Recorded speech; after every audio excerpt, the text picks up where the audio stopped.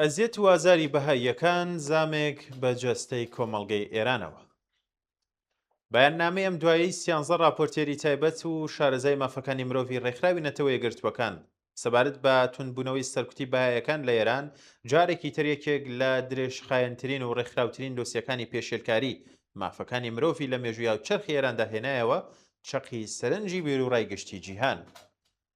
لەم بەیاننامەیەدا دەست بە سەرکردنی سەرڕۆیانە بێسەر و شوێنکردنی زۆرەملێ، ئازار و ئەشکەنجە، دانپێدانانی زۆرەملێ و بێبەشکردنی دەست بە سەرکراوان لە دەستڕاگەیشتن بە پارێزەر و خزمەت گوزاریە تەندروستیەکان وەک نمونەی پێشێلکاری ئاشکرای یاسە نێودەوڵەتیەکان ناویان براوە.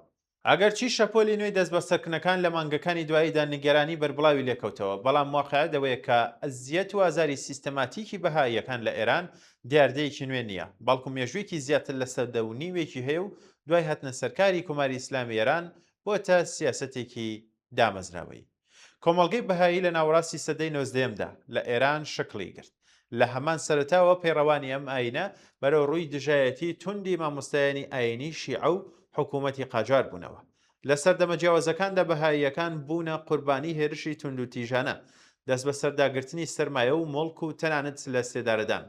ئەگەرچی ئاستێم گوشارانە لە سەردەمە جیاوازەکاندا گۆڕانکاری بەسەردا هاتووە، بەڵام تێڕوانینی جیاکاریانە بەرامبەر بەوەن هەرگیز بە تەواوی لەناو نەچوو.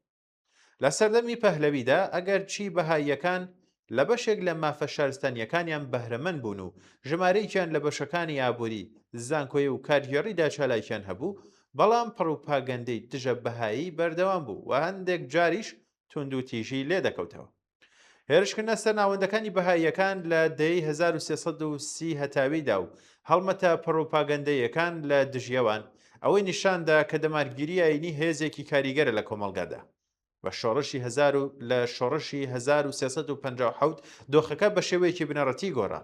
یاسای بنەڕەتی کۆماری ئیسلامی تەنها ئیسلام، مەسیحیەت، یەهودیەت و زەردەشتی وەکو ئاینی فەرمی ناسی و بەهاییەکان بەکردەوە لە سەرەتایترین مافەکانی هاوڵاتی بوون بێبەشکران. حکوومەت نەک هەر ئاینی بەهایی وەکو ئاین ناناسێت، بەڵکو وەکو ڕێکخراوێکی لادەر یاخود تەنانەت وابەستە بە بێگانە دەناسێت. تۆمەتێکی کە تاوەکو ئێستا هیچ دادگایەکی سربەخۆن نەیسەلماندووە. لە ماوەی 4 دەی ڕابردوودا سەدان کەس لە بەهاییەکان لە سێدارە دراون یان بێسەر و شوێن کراون، هەزاران کەس دەست بەسەرکراون، مەڵک و ماڵی زۆریان دەستی بەسەرداگیرا و ژمارەیەکی زۆریان لە کارکردن لە بەشە حکوومیەکان، خوێندن لە زانکۆ، وانەوتنەوە و تەنانەت بە خاکسپاردنی ئازیزانیان لە گۆڕستانە گشتیەکان بێبەشکراون. زۆرێک لە کار و کاسبیە بازرگانیەکانی سەر بە بەهاییەکان تەنها بەهۆی باوەڕی ئاینی خاوەنەکانیانەوە داخنەوە. منداڵان و تازەلاوانی بەهاییش زۆر جار لە قوتابخانە و زانکۆکاندا لەگەڵ هەڵاوەردن بەرەو ڕووبوونەتەوە. یەکێک لە ناسراوترین نمونونەکانی ئەم سیاسەتە بریتی بوو لە بێبەشکردنی گەنجانی بەهایی لە خوێندنی باڵا. لە وەڵامی ئەم جیاکاریەشدا کۆمەڵگەی بەهایی تۆڕێکی ناڕەسمی بۆ خوێندن لە ئاستی زانکۆدا دامەزران کە ئەویش گەلێک جار بووە ئامانجی هێرشی هێزەمنیەکان و مامۆستا و بەڕێوەبەرانی دەست بەسەر دەکران. دامەزراوەکانی مافی مرۆڤ زۆر جار ڕایانگەاندووە کە ئەم هەنگاوانە پێچەوانەی پەیماننامە نێودەوڵەتیەکانی ئێرانە.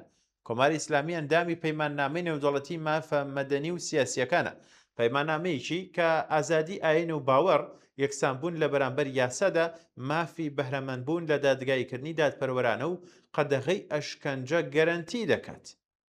بەڵام راپۆرتە جۆرا و جۆرەکانی نەتەوە یەکگرتووەکان لێبوردنی نێودەوڵەتی و ڕێکخراوە سربەخۆکانی تر نیشانی دەدەن کە ئەم مافانە سەبارەت بە بەهاییەکان بەردەوام پێشێل کراون. بەیاننامە نوێیەکەی شارەزایانی نەتەوە یەکگرتووەکانیش هەر لەم چوارچێوەیەدا شیاوی تێگەیشتنە. ئەوان هۆشداریان داوە سەبارەت بە پەرسەندنی دەست بە سەرکردنەکان هاوکات لەگەڵ شەڕ و قەیرانەکانی ئەم دواییە لە ئێران و باسییان لە بوونی شێوازێکی نیگەرانکەر لە بەسەر و شوێنکردنی زۆرەملێ، ئەشکەنجە و دانپێدانانی زۆرەملێ کردووە.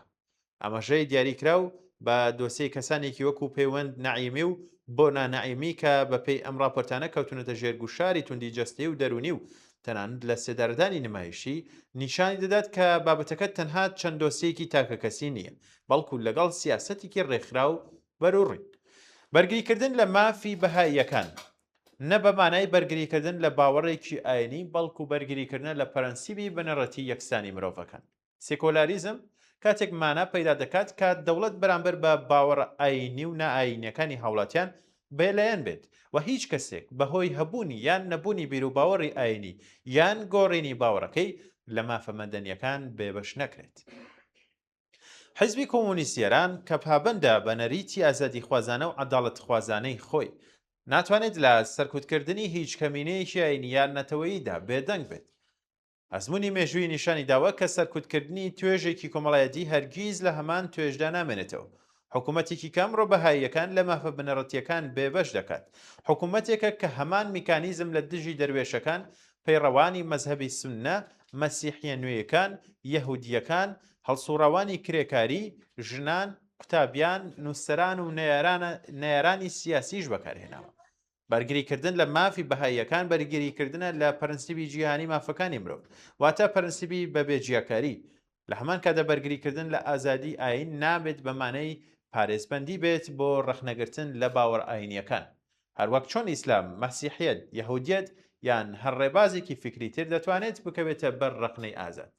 ئاینی بەهاییش دەبێت لە فەزای ئازادی فکریدا توانای ڕەخنە لێگرتنی هەبێت، بەڵام سنووری نێوان ڕەخنەگرتن لە ئایدیا و سەرکوتکردنی پەیڕەوانی ڕوونە.